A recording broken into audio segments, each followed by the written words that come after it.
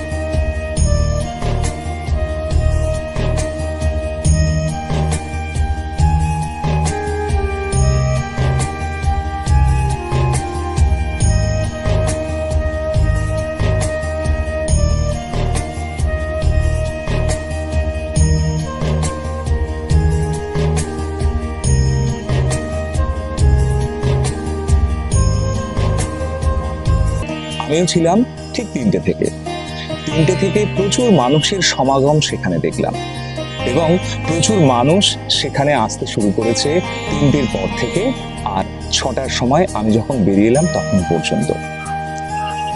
আর সেই মায়ের ব্রত কথা, আমরা বিপত্তারিণী মায়ের যে ব্রত কথা কেন পালন করি, মায়ের ব্রত কথা আজকের একটু শুনবো, ওখানেও শোনাচ্ছে।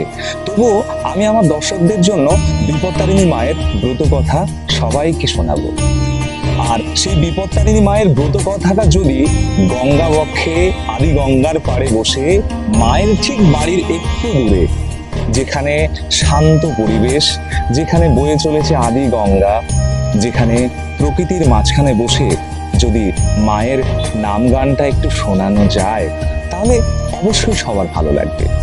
বিপত্তারিণী মায়ের ব্রত অনুষ্ঠান বা ব্রত উৎসব বা বিপত্তারিণী মায়ের ব্রতের যে মাহাত্ম্য, কেন আমরা বিপত্তারিণী মায়ের ব্রত পালন করি, সেই গল্পটা আমি শুনবো, আমরা সবাই শুনবো।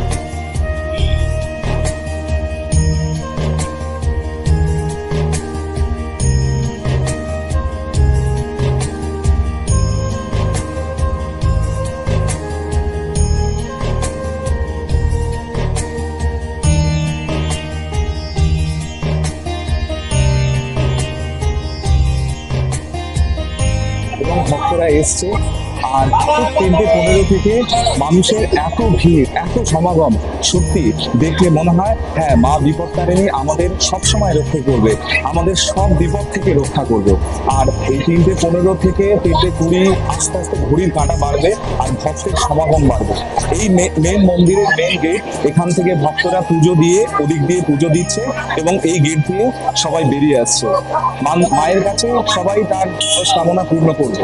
আমি আস্তে আস্তে এগিয়ে যাব, এবং আমার পিছনের দিকে যেমন হয়েছে এই দিকটাতেও সেম ভাবে ভক্তরা তারা সমাগম করেছে। এখানে মায়ের চন্দ্রামৃত দেয়া হচ্ছে, আর আস্তে আস্তে এগিয়ে যাব, আরো ভক্তরা আসবে।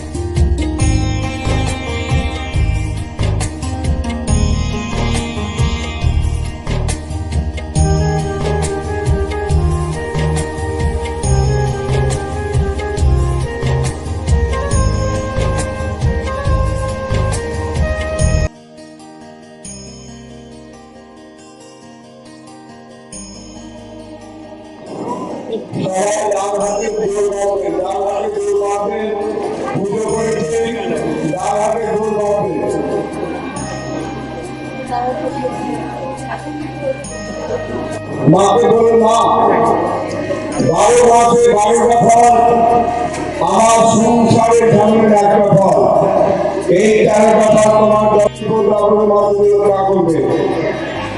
আমার সব পরিবারকে ভালো রাখবে, সন্তানকে ভালো রাখবে, সবাইকে রক্ষা করবে, আমাকে আপন করে দেবে। ঘরের নিজের মা ভাববে, ঠাকুর বলে তুই জয় মা বিপদ রাগিনী চণ্ডীর জয়, জয় মা বিপদ রাগিনী চণ্ডীর জয়। মা পুরুষকে বলছে বাবা এই নাম সবসময় স্মরণ করতে বলবে, যেই নাম ডাকতে ডাকতে যে আমার সম্পূর্ণ গেল রাজা রানীর নাম ছিল পূর্ববতী। সেই রানীমা উঠে বলে খুবই অপূর্ণ। রানীমা এক মুসলিমের সঙ্গে সৈকতে ছিলেন। মুসলিমদের রানীমাকে চুল বেঁধে দিত, আলতা পরিয়ে দিত, বিভিন্ন পরিচর্যার কাজে ব্যস্ত থাকত। একদিন রানীমা মুজিকে এসে কথোপকথন করতে বললেন।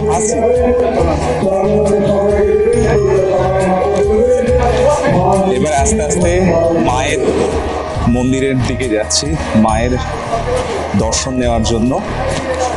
মা বিপত্তারিণী, মা চণ্ডী, মা সবসময় তার সন্তানদের বিপদ মুক্ত করে রাখে। আর সেই মায়ের কাছে আমরা আজকে সবাই আসছি, আস্তে আস্তে সেই পথে এগোচ্ছি আমরা। আর মায়ের মন্দিরে যাওয়ার আগে এই সুন্দর দেবী দর্শন আমরা করি, মূর্তি দেওয়া আছে সেখানে। আমরা আস্তে আস্তে মায়ের দিকেই যাচ্ছি।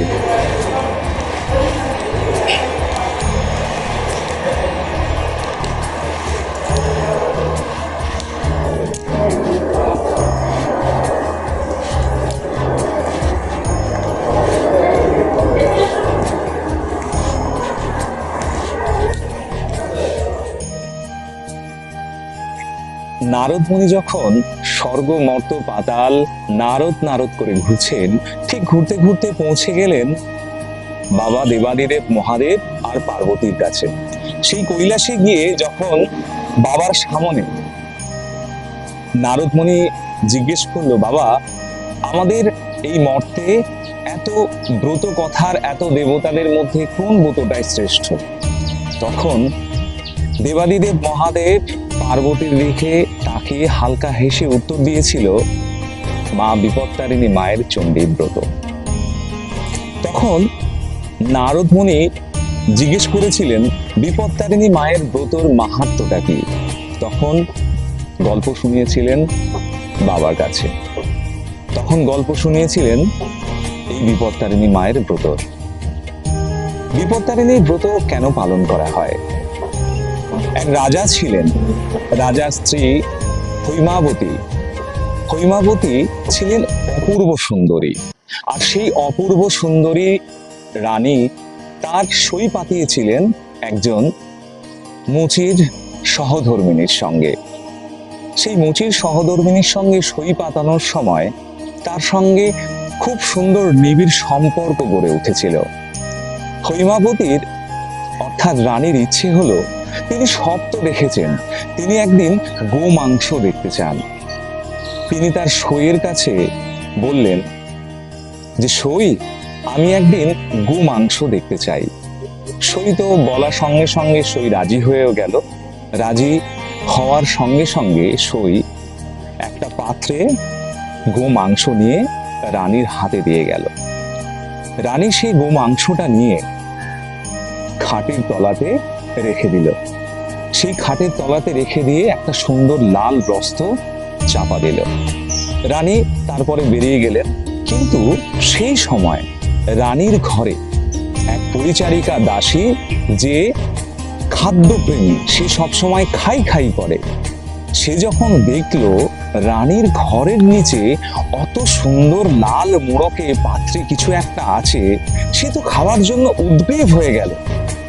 তারপরে যখন তার কাজ শেষ হলো, যখন খাটের তলা থেকে লাল বস্ত্রটা তুলে দেখলো যে খাবারের বদলে সেখানে আছে গো মাংস, লাল টকটকে। দাসী তো হই হই করে গিয়ে রাজার কাছে জানালো, রাজা, রানীর ঘরের খাটের তলায় গো মাংস। রাজা তৎক্ষণাৎ চরম রেগে গেলেন।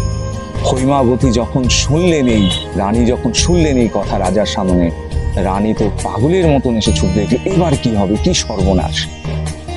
এমতো অবস্থায় রানী যখন এসে দেখলেন যে গোমাংস পড়ে আছে, রাজা দেখতে আসছেন, তখন রানীমা বললেন, দেবলোকে যখন কোনো সমস্যা তৈরি হয় তখন তারা অদৈব শক্তির প্রার্থনা করেন, আমিও তাহলে করি।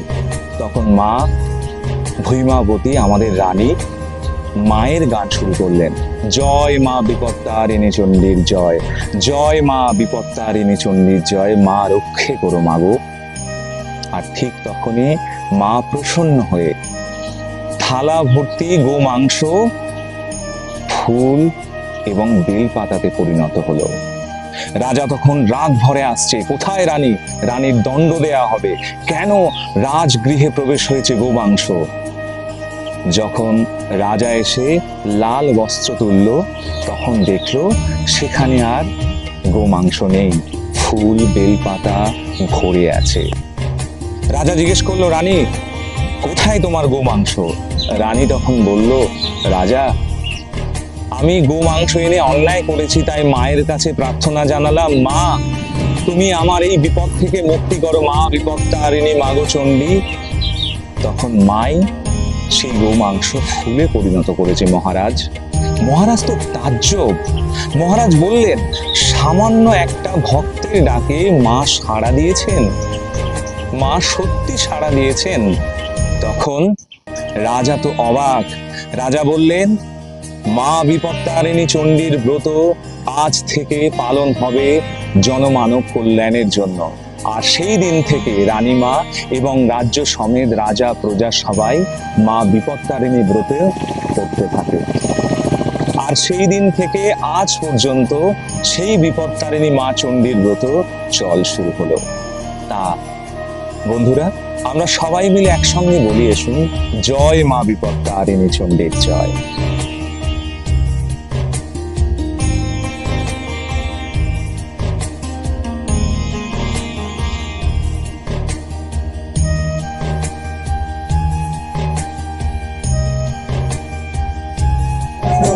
মাকে দর্শন করে নেমে যাচ্ছি নিচে। সত্যি মায়ের আজকের যে রূপ, মহিমা, তা না দেখলে বিশ্বাস করা যাবে না।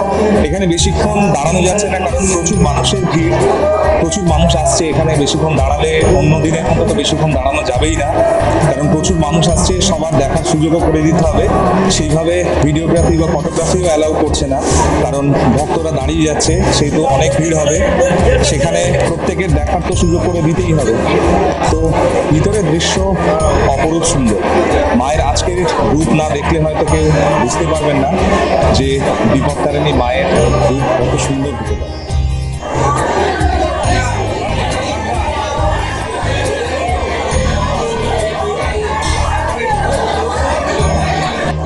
আজকে মায়ের বাড়িতে তো সবাই আসছে, ভক্ত সমাগম তো 3টে থেকে শুরু হয়ে গেছে, 3টের আগে থেকে ভক্তরা এসে দাঁড়িয়ে আছে।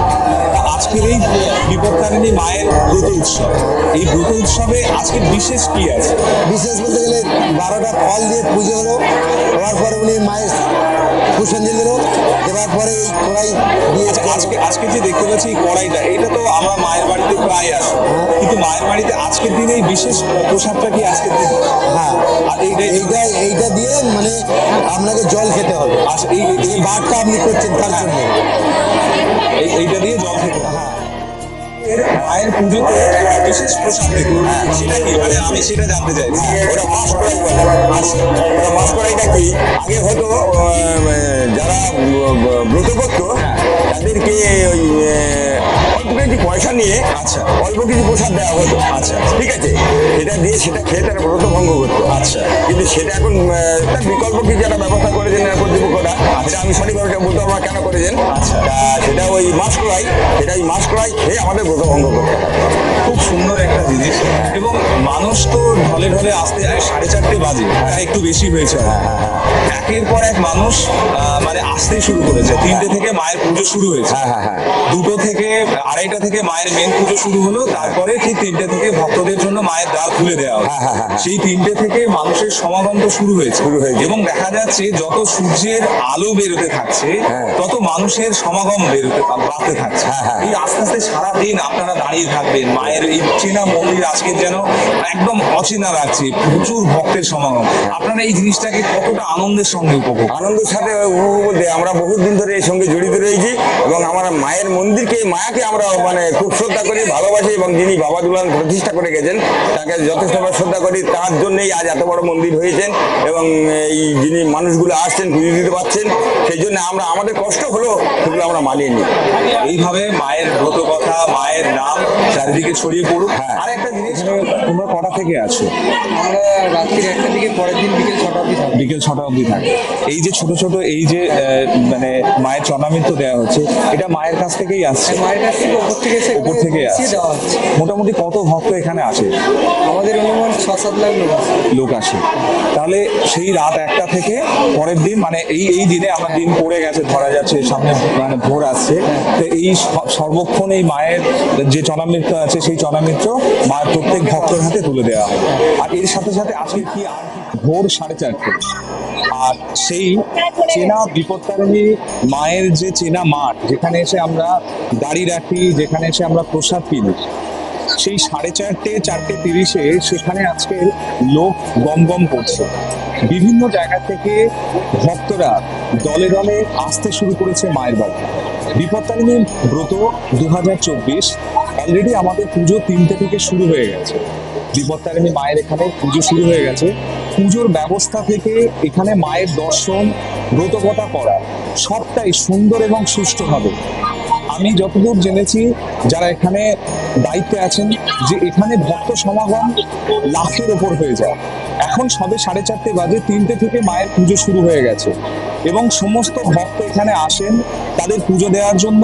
খুব সুন্দর ব্যবস্থা করা হয়েছে এবং শুধু একটা জায়গায় নয়, যারা ভক্তরা আসছেন, যারা পুজো দিতে আসছেন, তারা একের পর এক বিভিন্ন জায়গায় পুরোহিত মশাই বসে আছেন।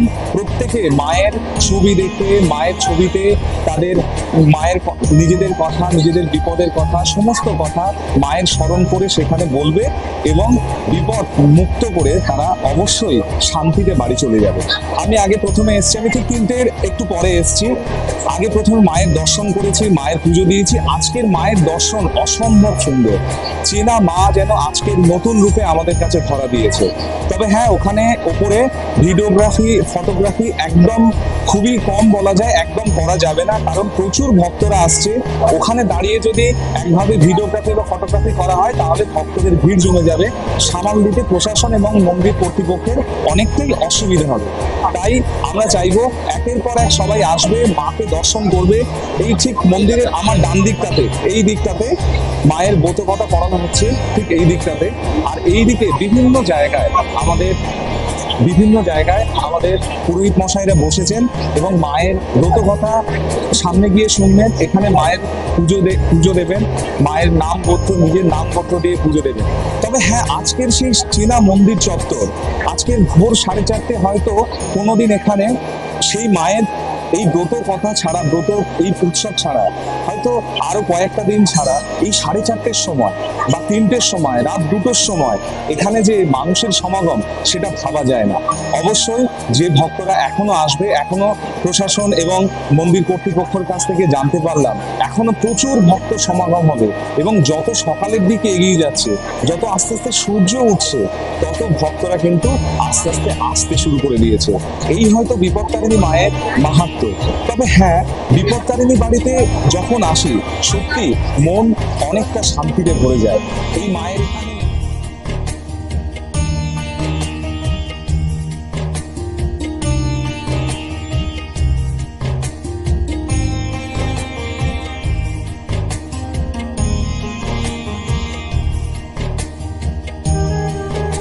দিনের আলো বাড়ার সাথে সাথে ভক্তের সমাগমও বেড়ে চলেছে। সেই 3টে থেকে পুজো শুরু হয়েছে আর 3টে থেকেই আছি। আর সাথে সাথে যত দিনের আলো ফুটছে, এখন 5:30 পেরিয়েছে, তো যত দিনের আলো ফুটছে তত ভক্ত সমাগম বাড়ছে। মানুষ তত দূর দূরান্ত থেকে বিপত্তারিণী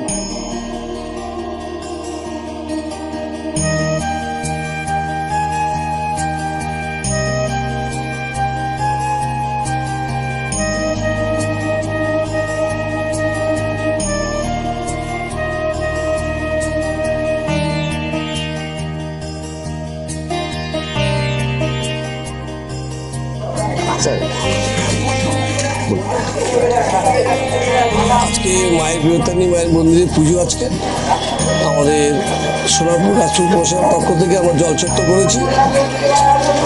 যারা এখানে আজকে পুজো দিতে আসবেন তাদের সবাইকে বলবো আসুন, মায়ের পুজো দেওয়ার পরে আমাদের এখানে জলচত্বর আসুন, একটু জল ও বাতাসা পান করে আপনারা বাইরে যাবেন।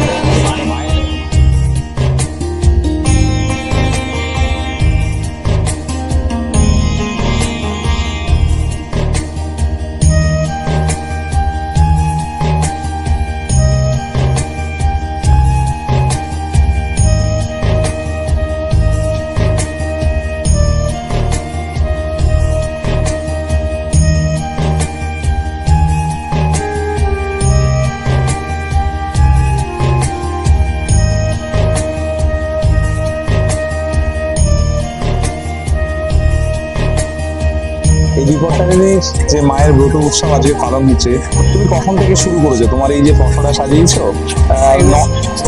এটা সাজিয়ে আমি ভোর 3টের সময় উঠেছি। আচ্ছা, ওতে মোটামুটি দোকানটা 5:30 বেজে গিয়েছে। আচ্ছা। আর 4টা থেকে বিক্রি আরম্ভ হয়েছে। তোমার দোকানে কি কি কত রকম মিষ্টি আছে তুমি বলো? আজকে যে বিপত্তারিণী 13 রকম ফল লাগে। 13 রকম আইটেম লাগে। হ্যাঁ। আমি সেই জায়গায় 17 রকম 18 রকম এক্সট্রা করে নিয়ে এসেছি। আচ্ছা আচ্ছা, কি কি আছে একটু আমাকে বলো, একটা একটা করে বলো একটুখানি। এবার আমার চন্দ্রফুলি আছে, আচ্ছা। শঙ্খ আছে, গোলাপ আছে। আচ্ছা।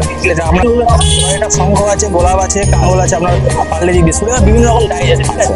তার সাথে এই চাকা আছে। ছোট ছোট বক্স করে রাখা আছে, তাই তো? হ্যাঁ, এগুলো প্যাকেট আছে 20 টাকা, 30 টাকা, 50 টাকা, এগুলো 100 টাকা। ধূপ মোমবাতি আছে। এখন তো বাজে প্রায় 5টা বেজে, তো আজ একটু বেশি হয়েছে। তা এরপরে ভিড় কি বাড়বে অনেকটা? হ্যাঁ, ভিড় বাড়বে। প্রতি বছর তুমি প্রতি আসো? বছর। কোথা থেকে আসো? আমি আছি লক্ষ্মীকান্তপুর থেকে। লক্ষ্মীকান্তপুর থেকে।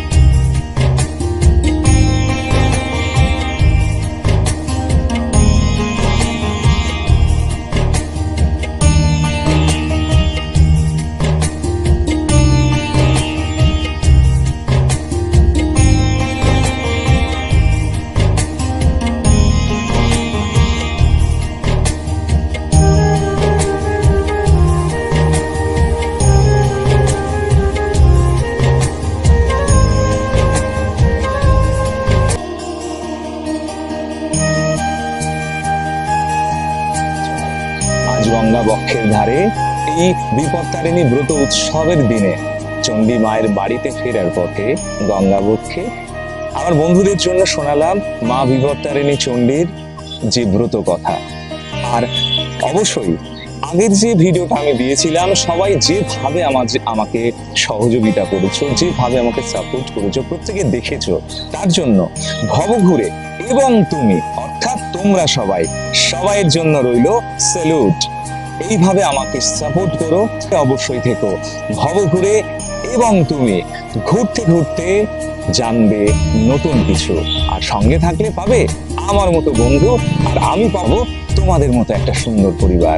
আজ এই পর্যন্ত, টেক কেয়ার, বাই বাই, ভালো থেকো, সুস্থ থেকো, সুন্দর থেকো। মা বিপত্তারিণী চণ্ডীর কৃপায় সবার মঙ্গল হোক, সবার বিপদ দূর হোক। নমস্কার।